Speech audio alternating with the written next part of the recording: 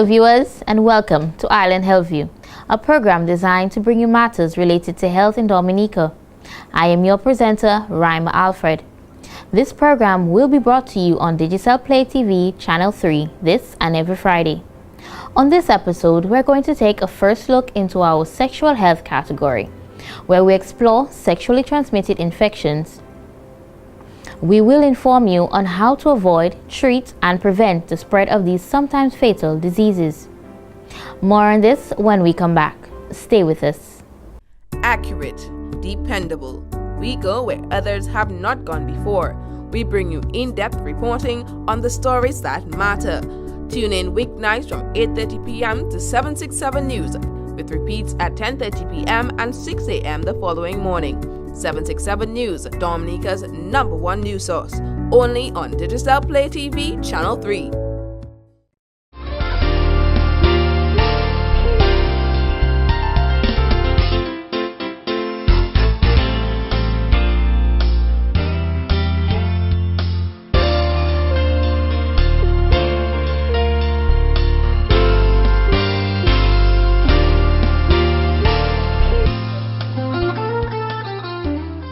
Wash your hands.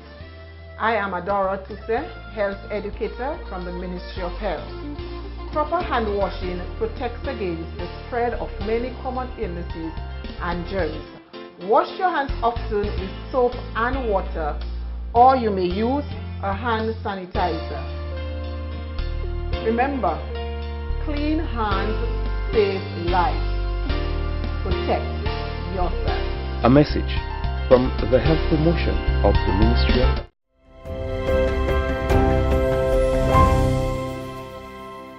Welcome back. Sexually transmitted infections, which are also referred to as sexually transmitted diseases, are infections that are commonly spread as a result of vaginal intercourse, anal sex, and oral sex. Most STIs initially do not cause symptoms, resulting in a greater risk of passing the disease on to other individuals. Symptoms and signs which patients experience include vaginal discharge, penile discharge, ulcers on or around the genitals, and pelvic pain. The Island Healthview team spoke to the National HIV/AIDS Response Program Coordinator, Nurse Julie Frampton, who gave us an insight into the present situation of STIs in Dominica and how her organization is working to fight these diseases. Hello everyone. And today we're here with Nurse Julie Frampton, who is presently the coordinator of the National HIV/AIDS Response Program. And today we're going to have a little discussion with Nurse Frampton on the present situation with the STIs in Dominica and how she feels that her association deals with the situation, tries to get people to be educated on the situation and what exactly it is that we have to deal with on island. So Nurse Frampton, based on your experience being the coordinator of this program, what exactly do you feel at present is the level of STIs in Dominica? Hello to you and to your viewing public, and thank you for having me. In terms of STIs, we look at STIs maybe from different eyes, because where we sit differently. So for me to say that I know what the present situation is, what I can give you is what we know from reported cases. Yeah. So when we look at STIs, HIV is an STI, and so because they are all sexually transmitted infections that we deal with. So that includes syphilis, gonorrhea, chlamydia, herpes, human papilloma virus, all of them. You know. So we look at them from that angle. So what can I say? I can give you more details on HIV, yeah. However, the other STIs, they are here, and we see them every year. So the incidence of syphilis, the incidence of gonorrhea, people think it's not there, it's there. So we see new cases, just like we see new cases of HIV every year, you know. So on an average, we see 12, 14, 16 new cases of HIV every year. You know, last year we had 19 confirmed by the lab. Yeah? Right. So in terms of syphilis, I cannot give you the exact figures on syphilis, but we had a number of cases last year. Yeah? Yes. So they all are present, and we see them every year recurring. Yes. Now, based on what you said to us earlier, it's reported cases that you know of. Yeah. So to your belief at present, there's still cases that are unreported on island. Oh, well, yes. I mean, everybody not going to come and get an HIV test. Everybody not going to go to the doctor if they see a small painless ulcer on their genital area, which is the primary syphilitic chancre. So, and that might disappear and they don't seek medical attention. So, yes, what we report is what we know about. Confirmed cases that we see. All right. And at present, based on the reports that you have received, what do you think is the highest virus that we're dealing with, the highest STI that we're dealing with, sexually transmitted infection, that we're dealing with in Dominica? Oh, well, the most common STI that we have, we look at things like chlamydia, gonorrhea, most likely followed by syphilis. You know, I would have had to do we look at it as what the most, but what we know as the most common usually a chlamydia, gonorrhea, syphilis. You know, Okay. a few of the most common ones.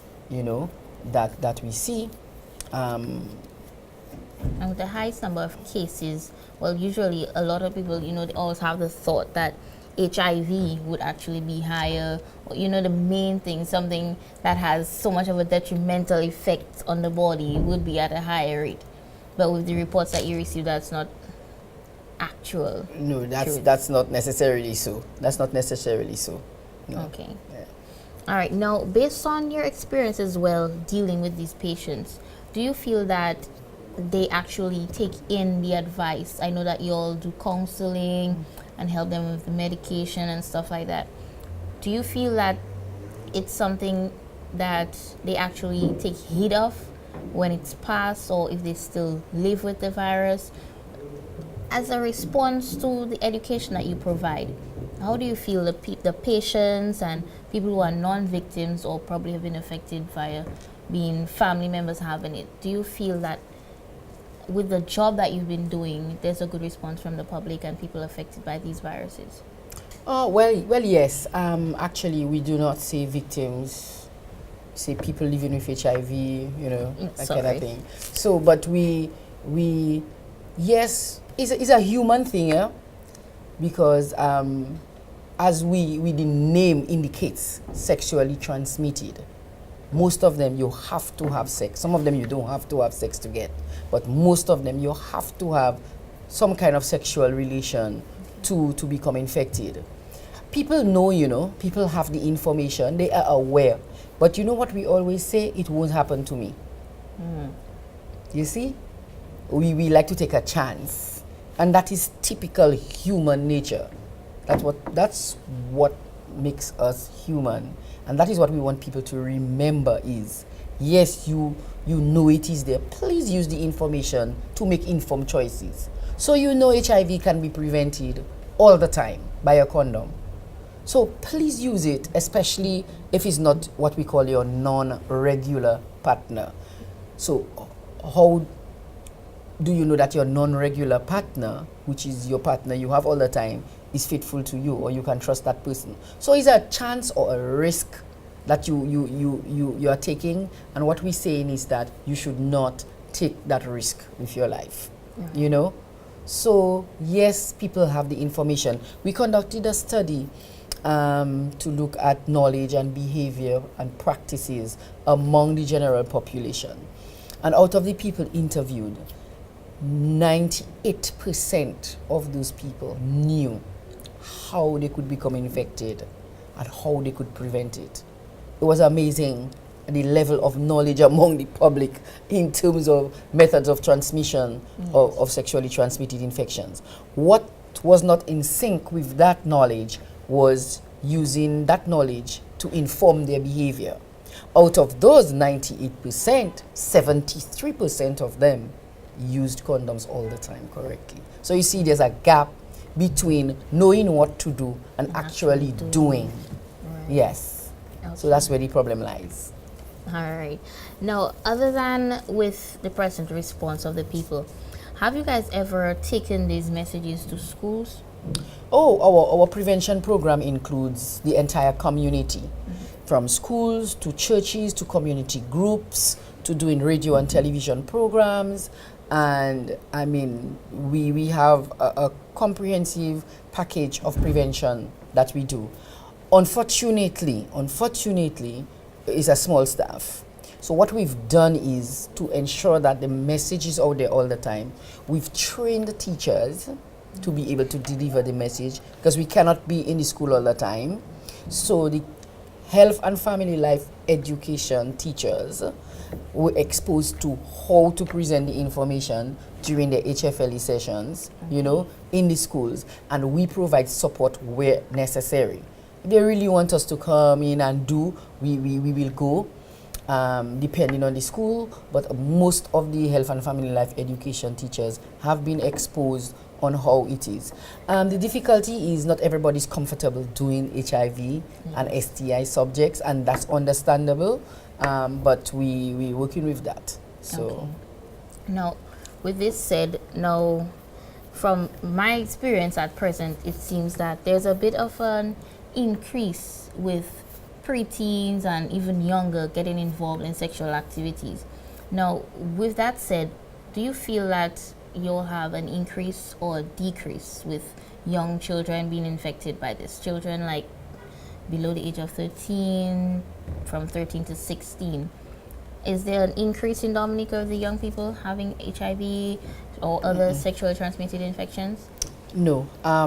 Actually, you have to have data when you say you see an increase or a decrease in anything. That's true. Evidence that shows that yes, it is happening. We may have a perception or a feeling that is happening, but we need evidence to say that it is happening. To answer your question, actually, we do not have, at the moment, any child under the age of 16 that we know of reported living with HIV. Okay. Yeah, we've had in the past, you know. So some of them are older now, but presently, we do not have any children. But yes, we see children. We've seen children with other sexually transmitted infections in the recent past. Yeah, Okay. like gonorrhea or one of those. Yeah. So, is it very high? No. You know, that I can tell you from reported cases. Okay. All right. Now, we've hit topics relating to Dominica and the rate as at present based on your data and response actions. So, is there any message that you'd have for the public? Because from Island Healthview, the Island Healthview team, to the general public, this is what we try. This is the whole point of Island Healthview, to get a health message out there, to get people to be safe about their health, to be responsible about their health. Now, this is a real broad topic of sexual health, so this is only the first part that we're digging into. But from the program that you work with and from yourself, is there any message that you'd like to give to the public? Well, yes, we always remind persons that your sexual health is your responsibility. We can only give you information and you use that to the best that you can do in terms of informing your choices. Because the information that the public is given is to help them to make informed choices. And we want people to make informed choices. Another thing is people spend a lot of time on the social media, on Facebook. Just Google an HIV site or an STI site and use that information to inform your behavior or your choices. You are responsible for what you do. You have to treat everybody as if they have an infection.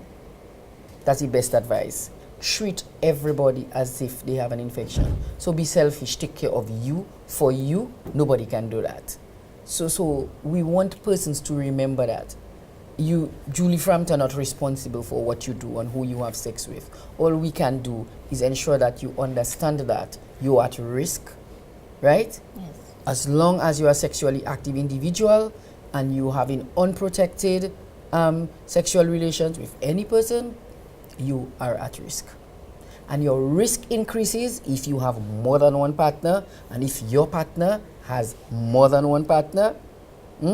So those are some of the things. Or if you have sex with non-regular partners, so all these put you at risk. If you have transactional sex is sex for exchange of gift or money. Yes. So if you, and because most times the people you have transactional sex with, they may not want you to use a condom. They want to say flesh to flesh. So these are the things that people need to remember. Am I putting myself at risk? I need to protect me, and no one can do that for me but me. Wonderful. All right. Thank you so much for this information. All right. So viewers, you've gotten it straight from someone who deals with sexually transmitted infections in patients and tries to educate the people on the present state on the island and with the general public and just human beings. We are all human beings, as she said earlier on, and it's our responsibility to take care of our health. So I want to thank Nurse Julie Frampton for being here with us and speaking with us. You'll definitely see some more of her during the show with a little bit of an exhibition and some more education on safe sex. While predominantly spread by sex, some STIs can also be spread by non-sexual contact with contaminated blood and tissues, breastfeeding, or during childbirth. We spoke to District Medical Officer for the Grand Bay Health District, Dr. Shane McIntyre, who further educated us on these diseases and the effects on the human body. Hello everyone, today we're here with Dr. Shane McIntyre, who is the District Medical Officer in the Grand Bay Health District. He's going to give us some information during our discussion on the different ways, other than sexual intercourse and sexual acts, that STIs can be spread and the different effects that it has on the human body. So good day, Dr. McIntyre. Good day. All right, Yes. So basically we just need some information today on different ways that STIs can be spread to other humans other than sex, because the main concept, the main factor is sexual activity spreads STIs. But it is a known fact that there are different ways that it can be spread. Well, that's true. Well, based on you thinking that it is an STD, which is sexually transmitted diseases, one will always think that it is sexually transmitted all the time. But the fact remains that it can be spread otherwise. For example, you have blood-to-blood transmission when, like guys who share needles from drug use, drug abuse, they share needles. One guy is infected, he shares the needle with the next guy. There's one way of sharing it. Also, you have the mother passing on to the fetus or passing on to the child during delivery. Some STDs can actually infect the child, a newborn, that way as well. And simple things, touching. There's some STDs who can be transmitted that way as well. So there are other ways you can transmit, just not only sexual acts, sexual intercourse, but there are other ways you can spread it.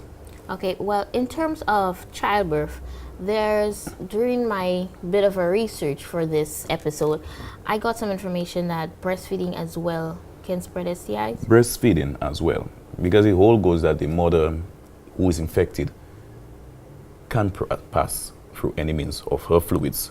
Breast milk during vaginal delivery is one of the things. That's why sometimes there's elective surgeries to do actually a cesarean section for mothers who has been tested positive for, let's say, herpes virus.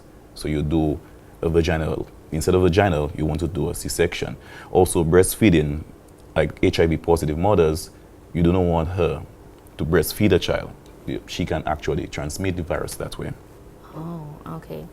Now, are there any ways that probably they can treat the mother and then should probably be able to breastfeed, or any way possible that, there's some mothers who actually advocate for breastfeeding.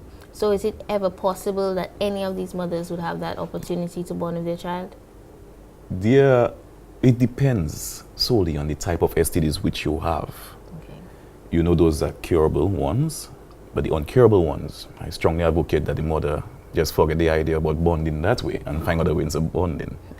Okay. But during pregnancy, we have the antenatal screening where we screen the mother for all types of STDs, but not the wide range, but just the common ones that we have here, like let's say HIV, you have the RPR, syphilis, and also we check for hepatitis.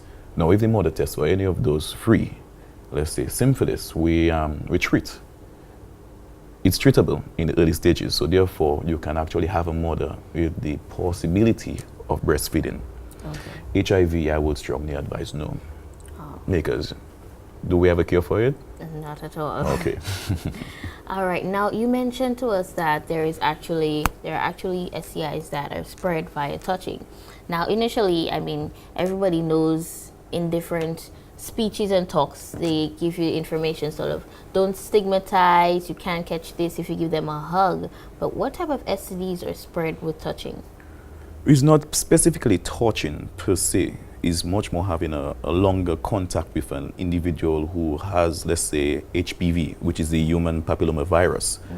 It is common in a lot of people. It is asymptomatic, meaning that there's no symptoms that can actually cause problems. Okay?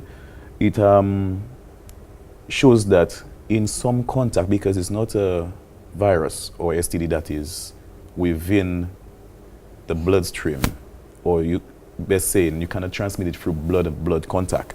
What you get it from is in the skin, the mucosal membranes. That's where you get it. So someone who has HPV, for example, you touching, shaking hands, or probably, let's say if you practice some kind of sex part, oral, or probably touching the genitals that is infected with it, there you go, you can track it like that.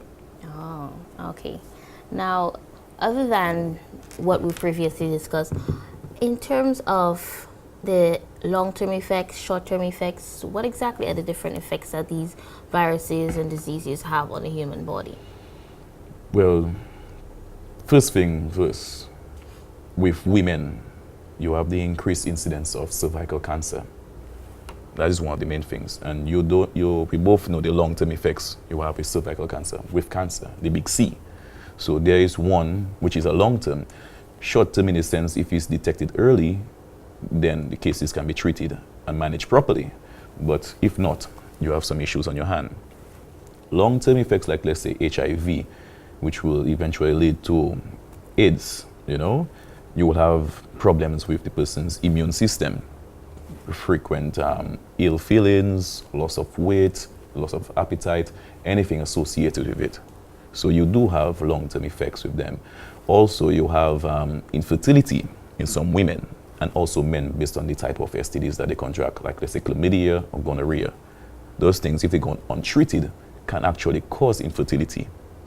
So there are long-term and short-term effects. It all goes on which type you have, as well, and how early they detected it. To treat it? Yes. Okay, wonderful. Thank you so much for that information, Tilly. But is there anything that you'd like to say to the public in terms of the spread and just containing it if you have it? What exactly would you like to say as a doctor in Dominica? What would you like to inform the public on the situation? Well, it's not only as a doctor in Dominica, but also as a male. Yes, safe sex. If you practice in sex, the only way you can actually safeguard yourself, I wouldn't even say 100%, but up there in the range of 90% is abstinence. Because even with abstinence, you can still you still can contract an STD. So safe sex, 1. 2, try to limit the amount of partners that you have. In some studies, they have showed that if a female or male, but more or less a female, has more than one sexual partner within a year, her chances of getting an STD increases 85%. But the most common one, you have HPV, which goes undetected, can stay there in dormant, and then cause a lot of problems, causing cervical cancer. And then you know what leads to. Later down in life, you want to have a kid, and that's not going to happen for you. So I would say safe sex and practicing good health practices. Yeah, it goes both ways. It goes both ways. Yeah, not only the males, but also the females. All right, Yes. Thank you very much. No We want to problem. give a big thanks to Dr. Shane McIntyre for being here with us, and we really hope that this episode of Island Health U goes as a great encouragement to the public. Thank you. Accurate, dependable. we go where others have not gone before. We bring you in-depth reporting on the stories that matter. Tune in weeknights from 8:30 p.m. to 767 News, with repeats at 10:30 p.m. and 6 a.m. the following morning. 767 News, Dominica's #1 news source, only on Digital Play TV, Channel 3.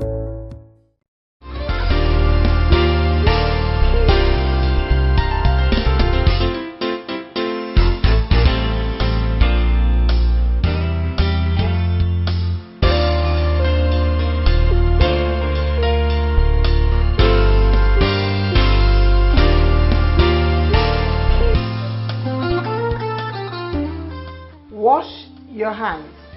I am Adora Tuse, health educator from the Ministry of Health. Proper hand washing protects against the spread of many common illnesses and germs. Wash your hands often with soap and water, or you may use a hand sanitizer. Remember, clean hands save lives. Protect yourself. A message from the Health Promotion of the Ministry of Health. Nurse Julie Frampton also assisted us in doing a safe sex demonstration in order to educate us on ways to protect ourselves against STIs. Hello everyone, and we're here with Nurse Julie Frampton again, who's going to give us a demonstration of safe sex practices, basically on how to put on a male and female condom, and also she's going to give us some information on using lubricants. So Ms. Frampton, take it away. Right. In terms of prevention, when we speak about prevention, one of the aspects of prevention is condom use. But we talk about the ABCs of prevention. So we're talking about abstinence, the A, being faithful to one partner, and the partner being faithful to you, so mutual fidelity. And C, condom use, correct and consistent use of condoms. We also talk about the D, don't do drugs and alcohol, and do a test. And we talk about E, education, the key to the right choice. So one of the aspects of prevention is condom use. And one of the things that we want people to understand is people say condoms don't work. They work for some STIs, they don't work for all. They won't work for herpes if you have the blisters all over the place, because the condom only covers the shaft of the penis. So those are some of the things we want to remind persons of. So the choice of prevention that you make is left to you, but you have to be educated on the right choice, and you choose which is best for you. So it's whether you're going to abstain, whether you're going to be faithful, and you cannot abstain forever, yeah? If you're going to use a condom, and how to use the condom. So that's what we're going to be doing now. Okay. Right? So one of the first things that must be done when you use a condom, number one is how you store it. If you leave it there in your car, get in the hot sun, it's plastic, it's rubber, it will, deteriorate. So you have to store it in a cool place. So you have to ensure that the integrity of the pack, it's airtight, that you can feel the air in it. If you don't, then there might be a leak, which means the integrity of the condom might have been compromised. Okay. So you check for airtight, you check the expiry date, right? So this one is April 2016, and there's a reason why there's a rough side and a smooth side to a condom pack. Okay. So you don't have to use your teeth or a scissors or a knife.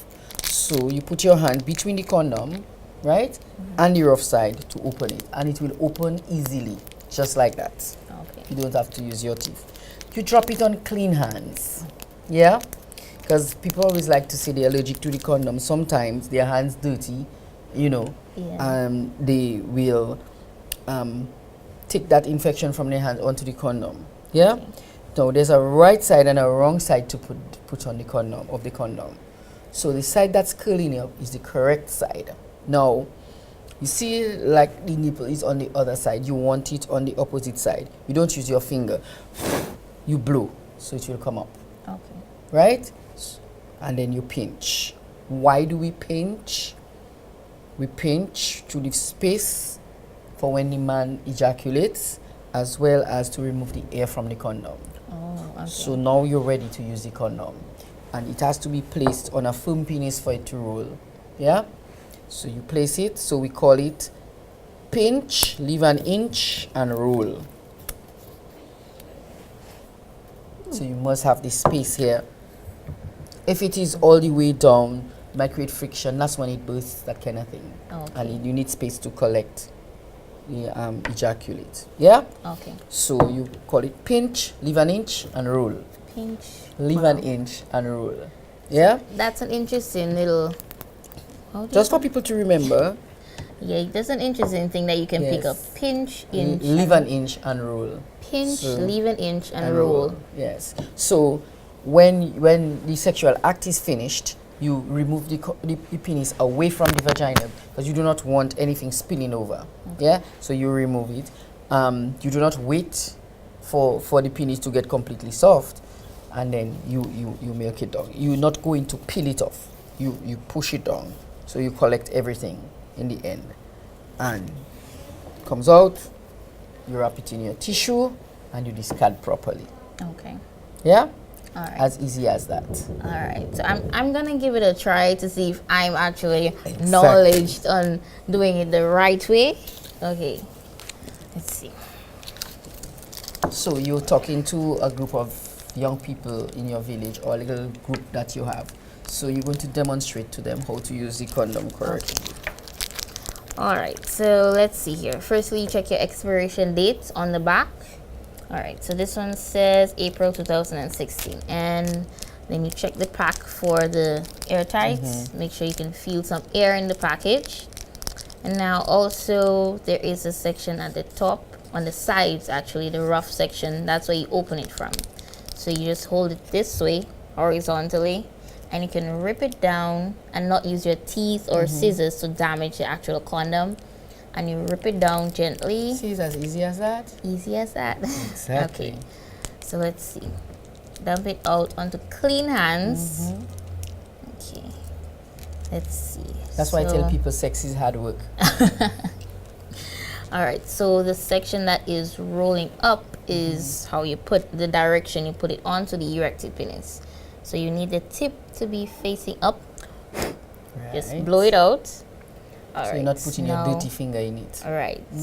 So using your clean hands, you pinch the top, so there is space at the top for when you ejaculate. Now what is pinch? Leave an pinch, leave an inch, and roll. Okay, so pinch it and sort of use your hand and bring it all the way down. All the way down. to All the right. yes. See? So you always need to leave the space at the top for when you ejaculate. Good All job. right. Yay! All right, now when you're done, don't wait until the erected penis is entirely soft. So you always collect the ejaculation in the tip, then you push it down. Okay. All right. And make sure you do this away from the vagina. Yes, you know, when right. any spills. Right. So you roll it up, wrap it with tissue, put it back in the packaging, and dispose Discard it properly. as best as possible. Did I do a good job? Okay. Okay, so next is So Frampton. you can work with a nationalist program. You can have Well, your, if you have your a space group. for me, then I can come along. I can do my best, okay? All right, so Ms. Frampton is going to show us how to use the female condom now. Now, I know a lot of ladies, from my experience, are a bit nervous about a female condom. But there's nothing really to be nervous about, actually. It's simple. I know you might feel, some people actually feel it may be painful to put inside, but it isn't. So she's going to demonstrate how simple the process is and probably give us some information as an advantage of a female condom. Right. So there are male condoms and so there are female condoms. The male condom is made of latex. The female condom is made of polyurethane. It's a stronger material.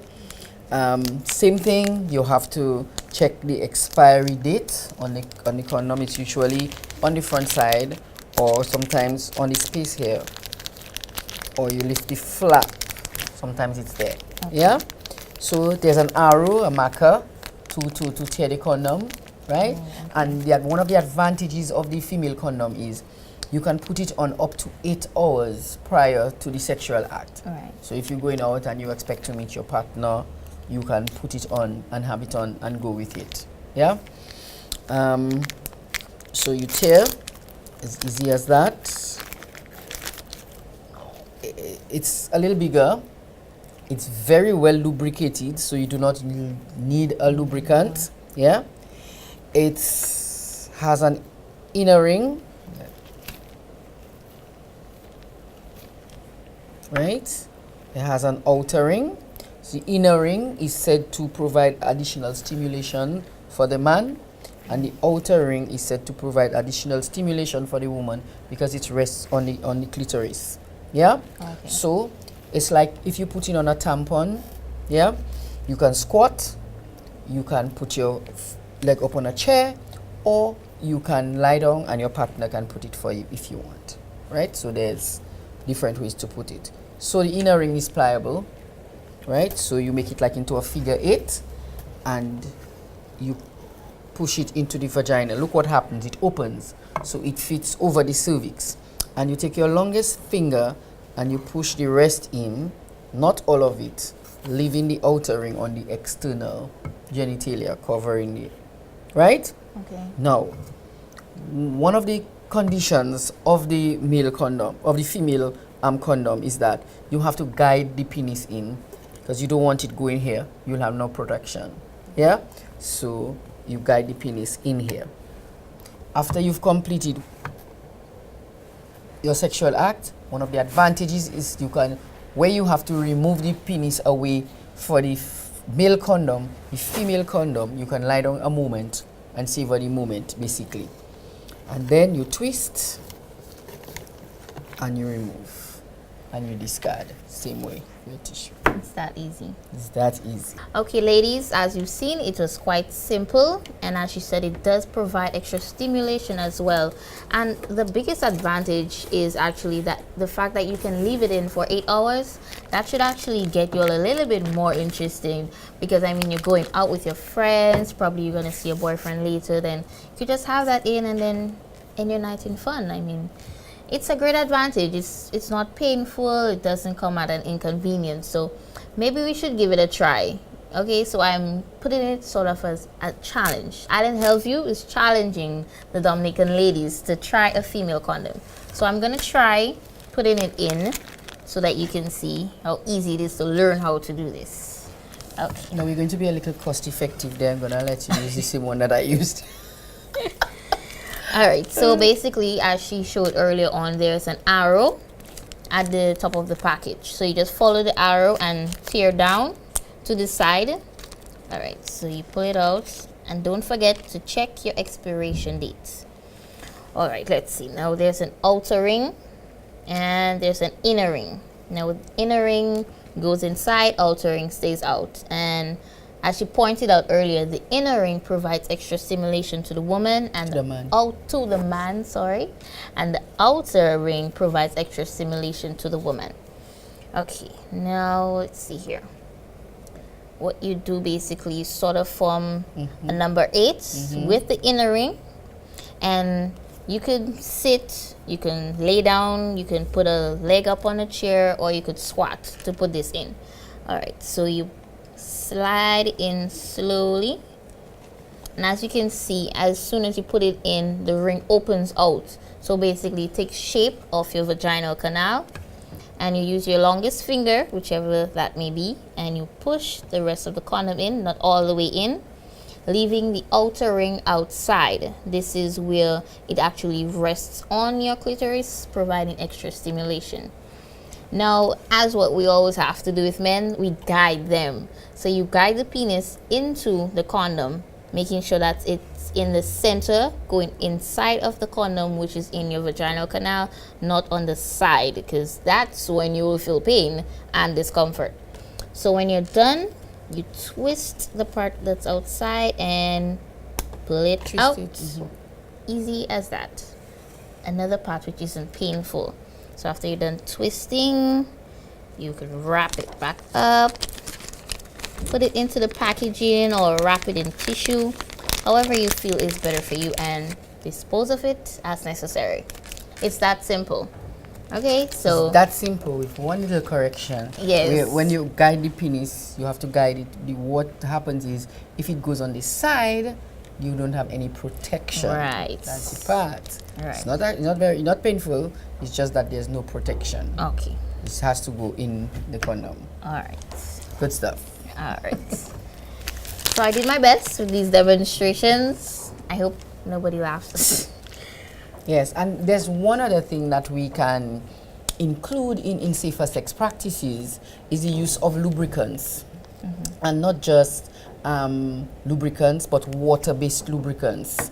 We don't want oil-based lubricants like no Vaseline and baby oil, because they create friction and causes the condoms to burst, right? So for persons requiring additional lubrication, use water-based lubricants like KY jelly, or they available at our department. It's not only in terms of persons requiring additional lubrication, like women in menopause, people during this stage of their cycle where it's dry. So, I mean, to make sex pleasurable or less painful, it's wise to use lubricants. Another sexual act that requires the use of lubricants to minimize tearing and risk of transmission of sexually transmitted infections is if persons who practice anal sex. Okay. So for persons who practice anal sex, they should always use lubricants. Okay. Yes. All right. Now, basically, that's it from Ms. Julie Frampton, who's helped us here today to get a better understanding of the situation with sexually transmitted infections that we have to deal with, and how we can protect ourselves and how to be more responsible with our health. So from the Island Health U team, we want to thank Ms. Julie Frampton for being here with us today, and we want to encourage the general public to be safer with your choices. And as the bottle to my right, to my left says, be safe, abstain, condomize, or be faithful to your partner. Thank you. And now, stay tuned for the new Beauty on a Budget with your host, JL Joseph. Today we'll speak about acne types and treatments on a budget. What is acne? Acne is an inflammatory skin condition that affects the skin of the body that is the highest concentration of oils, typically the face, chest, and the back. It is not curable, and if you have had it, you will always be prone to acne. There are ways to keep it under control so you can enjoy healthy-looking, spot-free skin. What kinds of acne are there? There are 5 major types of acne pimples that affect the skin. Whiteheads. These are very small pimples caused by oil and skin buildup in the pores that lead to blockage and inflammation. Because the buildup is covered by the skin, the contents aren't exposed to air and they stay white, thus giving the name whiteheads. Treatments, usually facial steam, scrubs, especially oatmeal scrubs, homemade remedies like using tomatoes on your skin, works as an astringent and is also rich in vitamin C. Blackheads. These are pimples that are similar to whiteheads except the pores stay open. These causes the buildup to turn black or dark because of the exposure to air. Sometimes blackheads get so large and deep they may need to be extracted by a professional skincare therapist. Your treatment for blackheads? Facials with extractions, or you could try homemade remedies with honey, which hydrates as well as tightens the skin's pores, giving you a clear complexion, or even lemon juice. A cleanser with microbeads. Papules. These are bumps in the skin that are inflamed but don't have any pus in them. These are usually deeper in the skin and are sometimes red and painful. You shouldn't try to squeeze them out because nothing will come out of these types of pimples, and it will usually make them worse. Your treatment for papules include: begin with a good, healthy skincare regime, all with the goal of reducing inflammation. This means washing the face twice daily with a mild face wash and applying a topical agent to help reduce the acne, such as 2.5% benzoyl peroxide or salicylic acid gel. Applying a daily sunscreen with sun protection SPF higher than 15 will also help reduce chances of inflammation. Treatments with retin A helps reduce inflammation. Regular facials. If this does not work in extreme cases, you may need to visit a dermatologist. Pustules. Small pus-filled bumps caused by oil and dead skin blocking the follicles of the skin. These types of bumps you'll most likely be compelled to squeeze, but should avoid doing so because it typically causes scarring on the skin.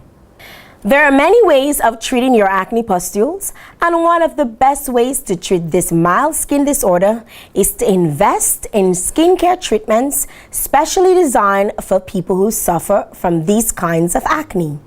From special facial scrubs, which contain a variety of gentle abrasives such as natural salts and other vitamins and minerals. The coarse texture of these scrubs are designed to help clean out the skin pores and the hair follicle root. By being more proactive and regularly cleaning your skin, you will be able to keep it on top of maintaining healthy pores that will make sure future breakouts are kept to a minimum. And lastly, nodules or cysts. These are big pus-filled pockets on the skin that are deep, very painful, and angry looking. If you have a nodule or a cyst acne, it is best to have it treated by a professional. Here are some treatments that you could use at home. A warm compress several times a day, tea tree oil with anti-inflammatory and antibacterial, aloe vera with pain-relieving and healing properties and can also be drank. You can also use castor oil when applied with warm water. It helps shrink the cyst.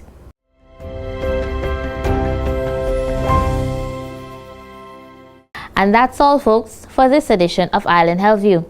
Be sure to join us next Friday for another edition. Until then, I am your presenter, Rima Alfred. Thanks for watching.